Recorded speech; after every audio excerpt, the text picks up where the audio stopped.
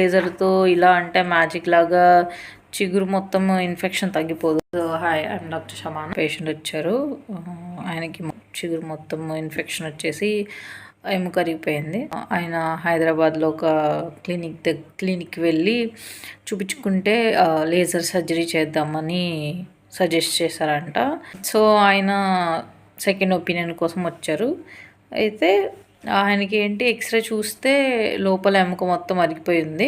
దానికి లేజర్తో ట్రీట్మెంట్ చేస్తే ఏం యూజ్ ఉండదు. లేజర్ అనేది ఓన్లీ ఒక పార్ట్ ఆఫ్ ట్రీట్మెంట్ మాత్రమే. చిగురు సర్జరీ చేసేటప్పుడు లేజర్ని యూజ్ చేస్తాము.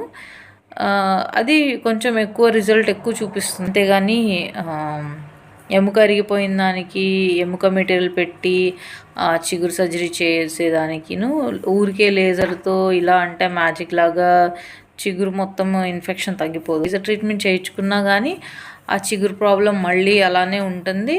అది తర్వాత మళ్ళీ ఎక్కువైపోయి పళ్ళు లూజ్ అయిపోయే ఛాన్స్ ఉంటుంది. కొంతమంది డెంటిస్టులు ఏంటంటే స్పెషలిస్ట్ కాకపోయినా కానీ లేజర్ ట్రీట్మెంట్ చేస్తాము అని చెప్పి పేషెంట్లని మోటివేట్ చేసేసి ట్రీట్మెంట్ చేస్తారు. అలా చేసిన వాళ్ళు కూడా కొంతమంది మా దగ్గరకు వచ్చారు. వాళ్ళకి మళ్ళీ చిగురు సర్జరీ ఓపెన్ చేసి చిగురు సర్జరీ చేయాల్సి వస్తుంది. లేజర్తో చేసే చిన్న ప్రొసీజర్లు వేరుంటాయి. సిటీస్లో డెంటిస్టులు ఇలాగా చేస్తున్నారు. సో డెంటిస్ట్ దగ్గరికి వెళ్ళినప్పుడు మనము ఏంటి అనేది తెలుసుకోవాలి. ఒకవేళ ఏదన్నా మీరు సాటిస్ఫై అవ్వలేదు ఆ ట్రీట్మెంట్ ప్లాన్తో అనుకుంటే సెకండ్ ఒపీనియన్ కూడా తీసుకోవచ్చు.